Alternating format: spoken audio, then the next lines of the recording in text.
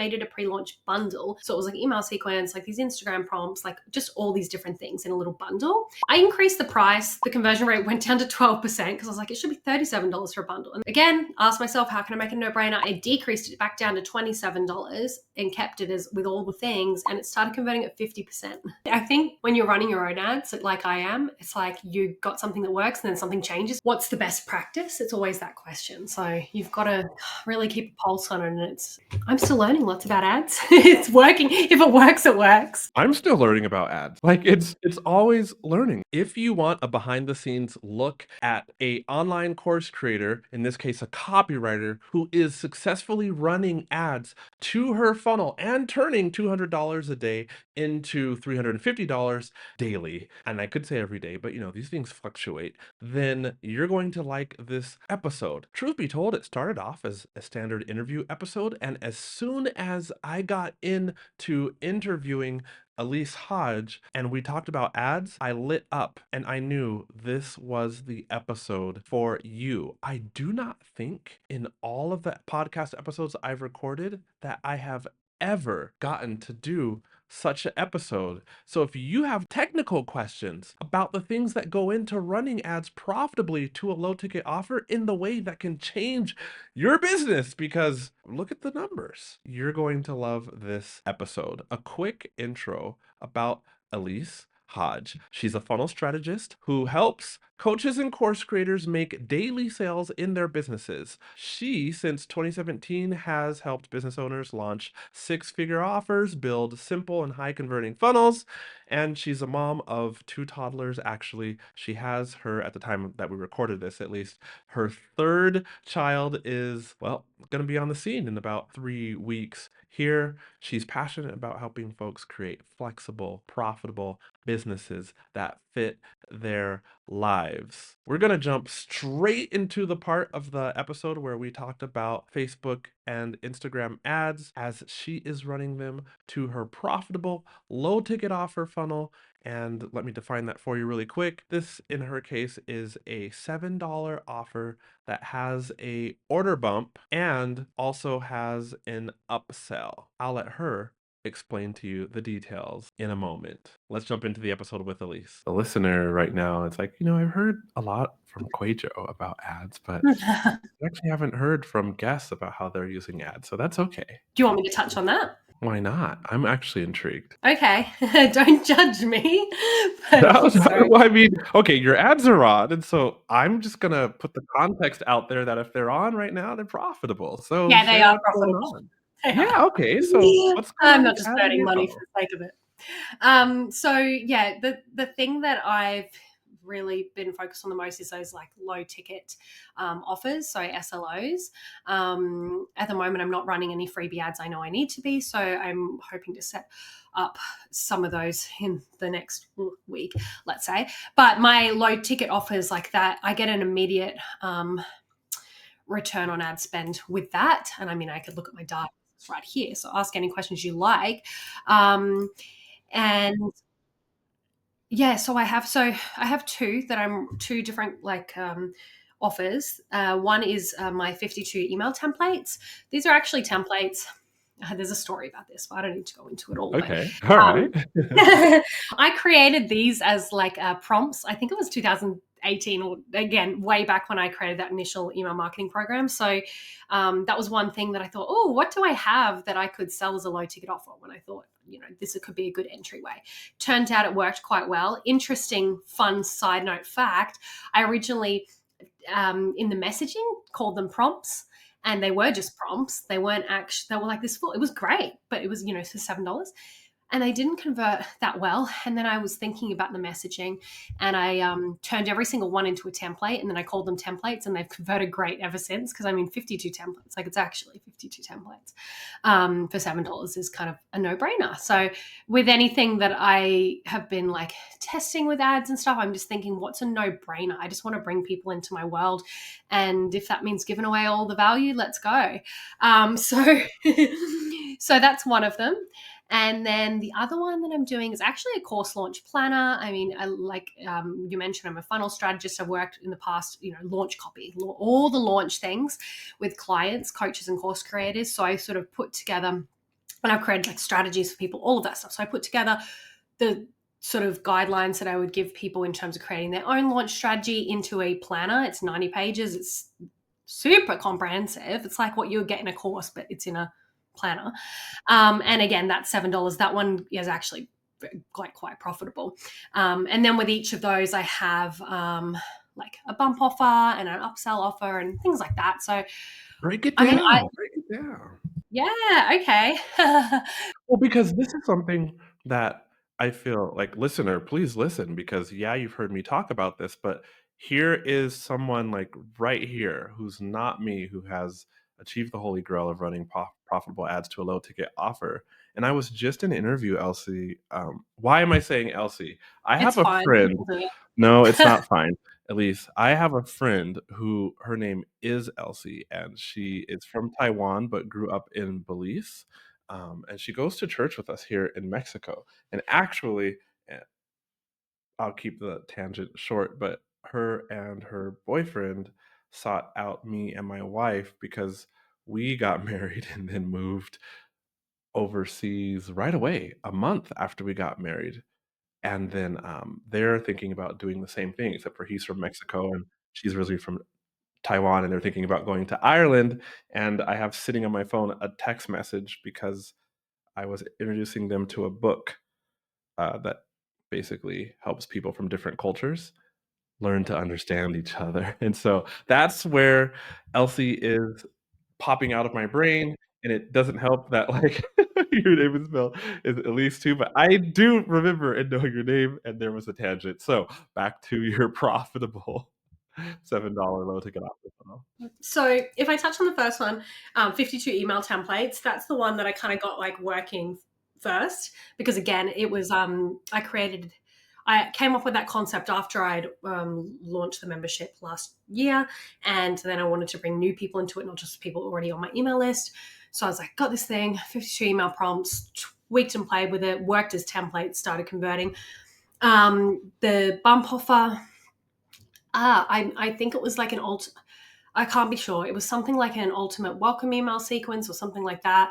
But that, whatever it initially was, it didn't convert as well as I would have liked. So I just asked myself, what can be the most no-brainer offer? And honestly,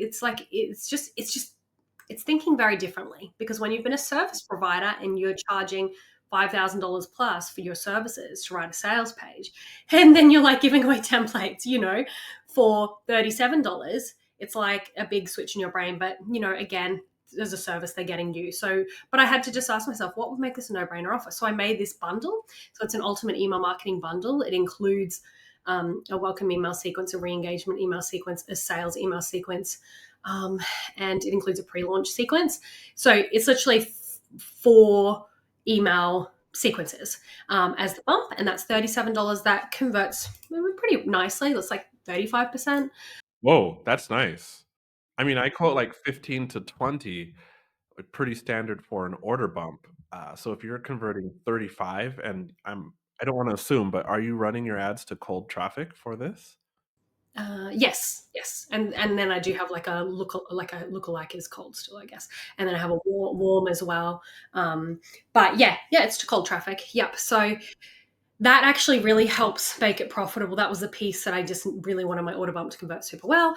And then, oh my gosh, I've got something exciting to share about the other order bump and the other one. But then I have the upsell. The upsell's a membership. Now that one does not immediately convert as well as I would like. I've testing different things. I'm currently testing like an annual offer.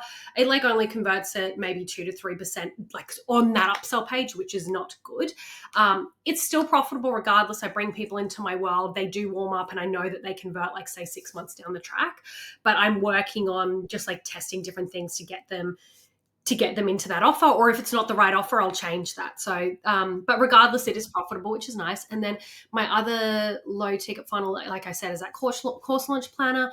That one is like really going very beautifully right now. And then I'm trying to find it so I can tell you the data on its conversion rate. The conversion rate, like on the initial offer, is about 9 to 10%. Yeah, 9%.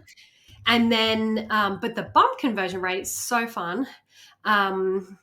It's, oh my gosh, I think it went up to It was like around 22%, and I wasn't happy with that. And the bump is it was a pre-launch email sequence.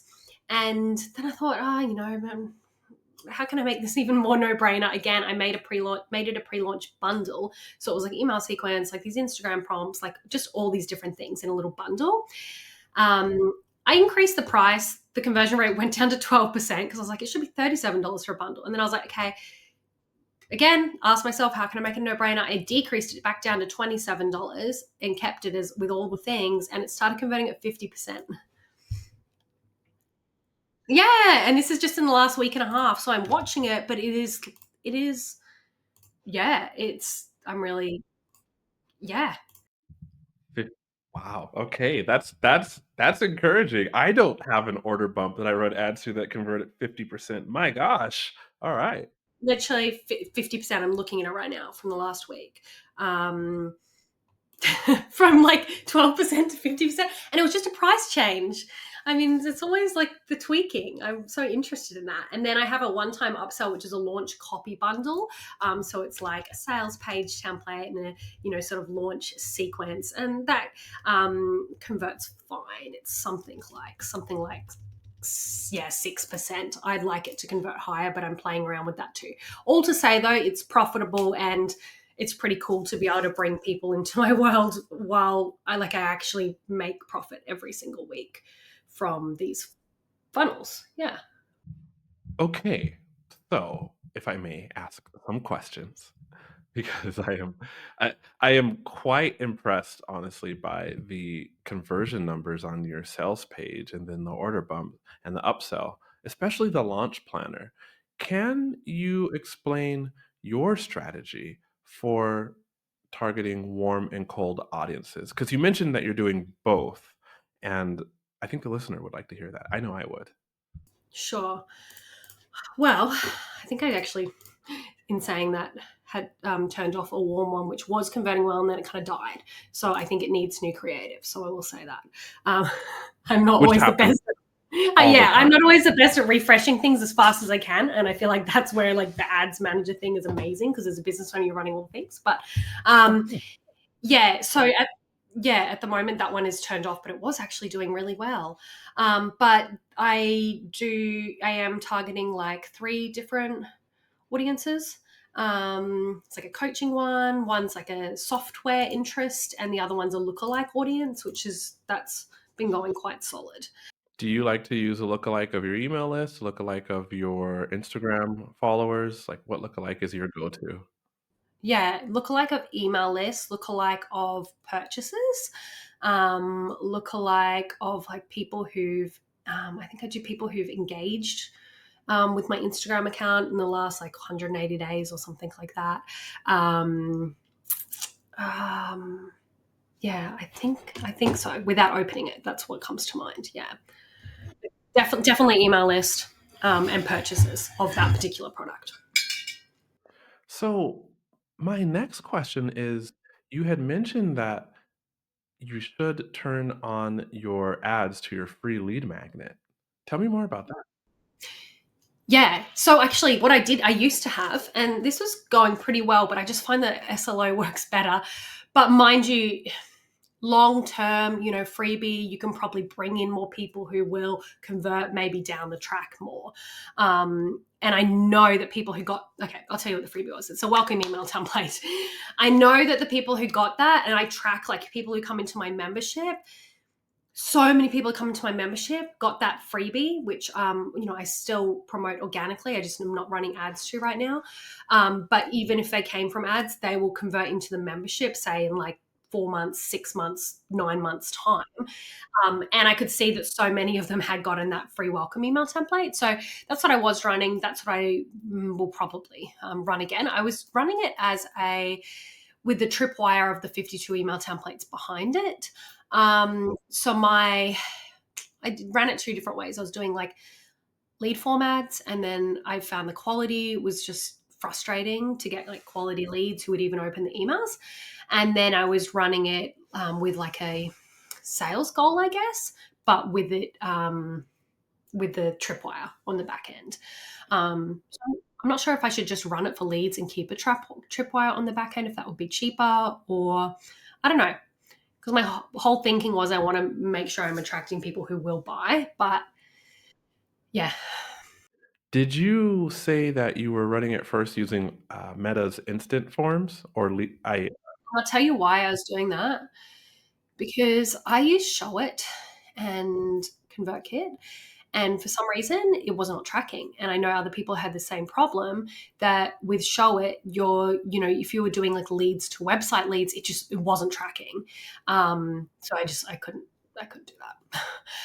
But I have heard that may have been fixed, or like I know someone who's created a new pixel and then the new pixel started tracking. So I don't know if that was like a Meta issue or Show It issue or what, but it just wasn't like tracking properly. So that's why I was running.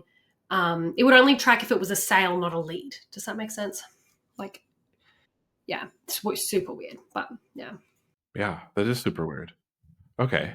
So you started using instant forms, or I just call them lead forms, even though if you look inside of Meta Ads Manager, they're called instant forms. And then you switched. Or did I No, misunderstand I you? started Still use running them to my website and then it wasn't tracking properly. So then I just started using instant forms. Yeah. And the lead quality, maybe I need to be more patient. Maybe they just take longer to convert. That could be it. But yeah, the lead quality was frustrating, and I'd like to get a return on my ad spend quickly. Although I know it's still valuable in the long term, etc. I like how you also said, though, you noticed that the people who were converting into your membership, many of them had downloaded the lead magnet previously. Yes, and those people had come from, I was running like a sales campaign to my website with the 52 email templates as a tripwire. So it didn't matter whether they ended up buying that or not. I just knew that they had downloaded that. Yeah, which is interesting. Yeah. So you're referring then to the ads to the SLO funnel for the 52 email templates. No, there were ads to the welcome email template, but the goal on Facebook was to run like I don't know what it's called now, a sales campaign, a conversion campaign, because I ultimately wanted them to purchase on the Tripwire page. Do you know what I mean? I do now. This is intriguing. So you're running ads to the lead magnet, right? To the free lead magnet with a tripwire on the thank you page. And you ended up experimenting with different objectives. And you're saying, okay, and so you're saying what's working now is that you're using the sales objective. Dear listener, please do not DM me saying, "QUAY.jo, you say always use leads objective for a free lead magnet." DM Elise. I'm not doing that right now. I'm not doing that right now, but that was my thinking. I don't know, it worked. But yeah. It worked. Okay. I think that is the biggest takeaway here. I will go ahead and say that I've had a number. I can't think of more than 2 names out of all the clients I've had over the past 3, 4 years that have done the same thing because and their thinking was the same. And I, let's see, inherited these clients isn't the right word. The right word would be I became their ad manager after they already were running ads successfully to their funnel, and they explained to me that yes, they had used the lead objective because when I see this in an account, I'm like, why are we using the sales objective for a free lead magnet? I ask a lot of questions because the last thing I want to do is hop into an account that already has ads running and then mess it up, right? And so they said the same thing that they had tried, their previous ad manager had tried the leads objective and it was converting okay, but then they wanted to try to get more sales of the tripwire offer and they experimented with the sales objective and most importantly, they tracked the data and yeah, so right on. Okay. I don't know, but now that I've heard that maybe I can get a little fix going on with my website and get the leads tracking better. Like I'm going to try and do that again. I will try the leads objective again because, again, like I said, I actually couldn't track that. It just meant it was not working. So that's also one of the reasons why, yes, I was running that sales objective, because I was like, it's the only way it works, apart from running instant forms. So I feel like I didn't have that option to just do leads to my website and get that tracked nicely. So I'm going to try a few things and see if I can get that going and just like test that again. But we'll see. But I mean, I know anyone who gets this particular freebie, again, it's like tracking data, whether they get it organically, whether they get it from an ad, they do make up a lot of the people in my membership event who join eventually. So that's it. Yeah, interesting. It's obviously a nicely aligned offer, which is important. It's absolutely important to do that. This is so cool. What's another question I had? Oh, so anecdotally, well, datally and anecdotally, I have a client who we actually last August looked at the ad spend and we shut off her free lead magnet because she also had still has, as of today, a profitable uh, ads powered because she's my client. I'm telling you, it's the late in the day and my brain is just not as sharp as it would be at my normal podcasting time. But we do have a profitable funnel powered by Meta ads, of course. What is going on with me? And so we decided, you know what? Like, we'll just grow the email list with buyers. And so we kept scaling up ad spend straight to the self-liquidating offer funnel. Hers is doesn't start with a $7 offer. It starts with a $67 offer. And then currently we're using a not she doesn't have an order bump actually. She would be the exception to the rule. Usually, like I say, you must have an order bump and an upsell. She just has she uses, Shopify, and so she has a pre-checkout offer, not quite an order bump, that's, $17, and it just works. Ah, Yeah, nice. it just works. Not as well as yours, though. Most of her profit just comes from the initial sell, and her uptake on her order bump, let's just call it an order bump, is pretty low, like 2%, super low. So, she's still working on that, but it's quite profitable, and, why did I share that? Because we're growing her list that way, and I didn't ask you how much you're spending on ads each day, but, like, with her, we're right almost at $400 a day. Yeah, okay. I was last month, and then I reviewed some things, and then this month's actually a bit lower at the moment. It's probably like almost like around $150 a day. I think I was testing some new things and then I cut them because things were not working as well. So, yeah, yeah, yeah. Yeah, I want typically. I feel like when things are moving, we're around that number. But look, I'm still learning lots about ads. It's working. If it works, it works. Yeah, yeah. No, I mean, I'm still learning about ads. Like, it's always learning. Like, no, I kid you not. Like, I say that and I laugh, but I actually just went and hired a one-on-one coaching session, another ads manager to coach me because this ads manager focuses a lot more in the e-com space. Um, I define e-com as lots of products, like 20 or more, usually physical products.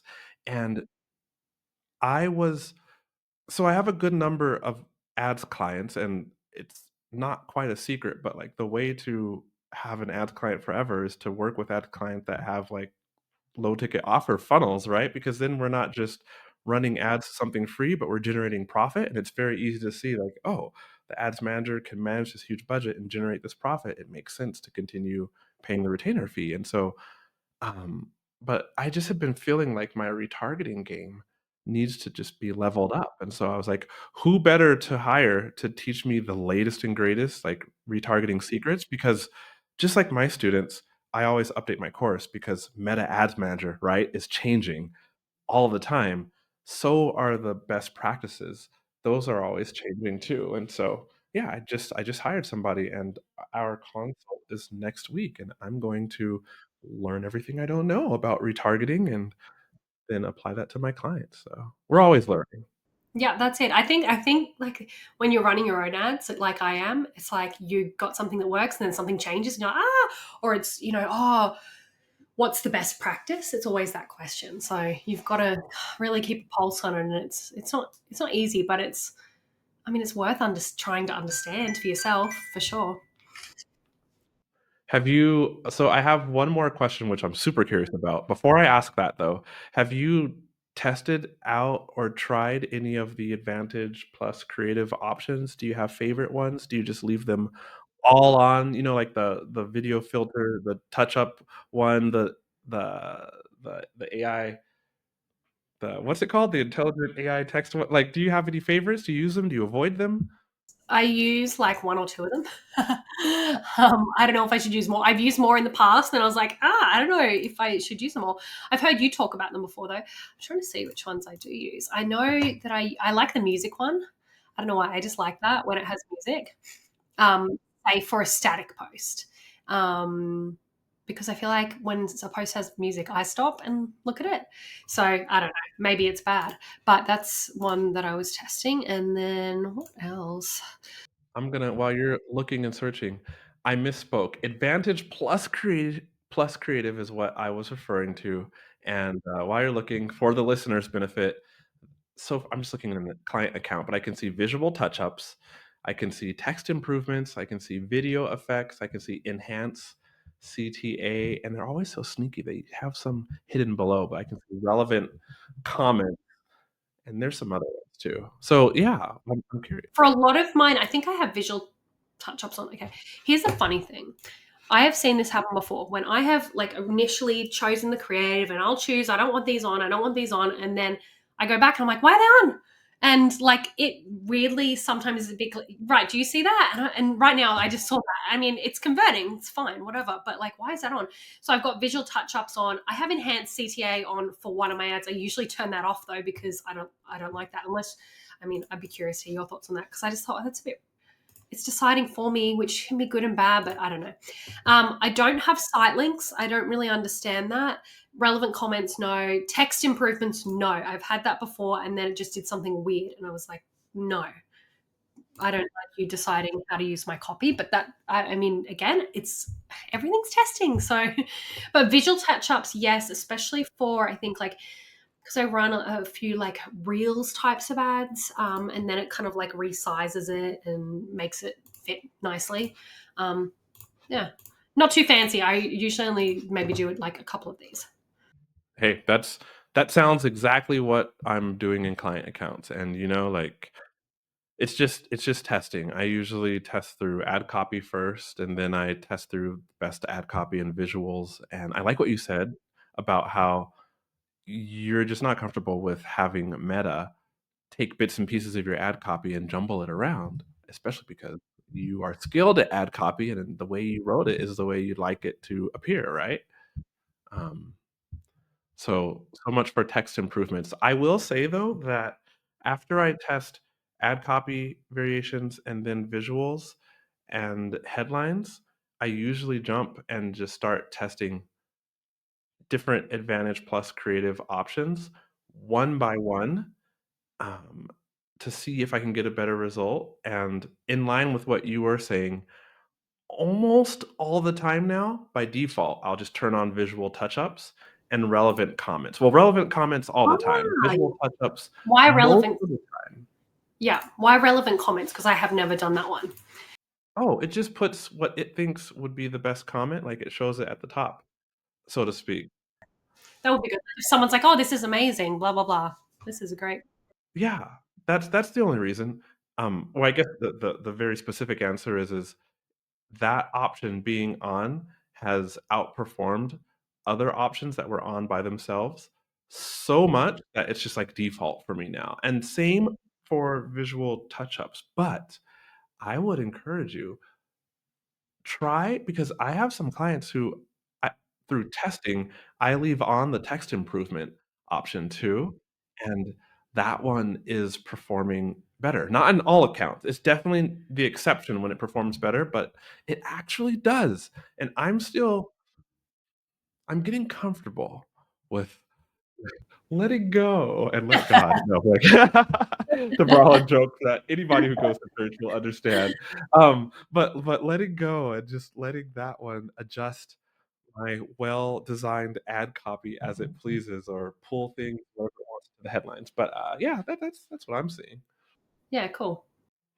This has been fun. I don't think I've gotten to, like, nerd out with somebody who's running a successful, like, self-liquidating offer, like, low-ticket ad funnel ever. I think Oh, you might really? be the first person. Yeah. Yay! Here I am thinking everyone's doing it. I don't know. No, no, no, people are doing it, but I've never got to talk with somebody who's doing it and actually talk about it usually we'll mention it before we hit record, and then we go into whatever we're going to talk about, but once I get my clients, like, ad funnels profitable to a low ticket offer, I say, "Hook up your favorite credit card, that fits your lifestyle." Me, I use travel points. I have another client who they just use the money back, thing every year because they live in the States and they just like that money back option, and then another client has a hotel card for their favorite hotel chain. What kind of credit card do you have hooked up to your ads now that you've unlocked the infinite money glitch? Yeah. It's a fun question. Okay. So I just have one that is like airline points. Now, and I'm like, I mean, it's not just from ads, but I'm like, we've got 500,000 points and nowhere to go because we have nearly 3 kids. But they don't expire. So I'm like, keep saying to my husband, we're gonna have the best trip when we go on our trip or when we go away by ourselves for like we're gonna fly business. It's gonna be amazing. But yeah, so airline points. Or we can fly the whole family now. I'm like, we could go, to I mean, we live in Australia, we could go to like Sydney or Melbourne or somewhere like even domestically, and we could fly all of us. I'm like, that's really fun. So I mean, we have not done much of that because again, little children, but it's fun. Yeah. It's Little nice to children. just stack it all up and one day it'll be awesome. Yeah, I mean, with this much well, actually, no. You have a one-year-old still, right? He'll be 2 in a couple months. Yeah, yep. But he can He's a lap child. He goes for free on the airplane. I know. Except I'm 37 weeks pregnant, I'm not going anywhere. Maybe there's not much lap left for your one-year-old. No, there's not. There's not. I'm like, get off. No, you're not going anywhere.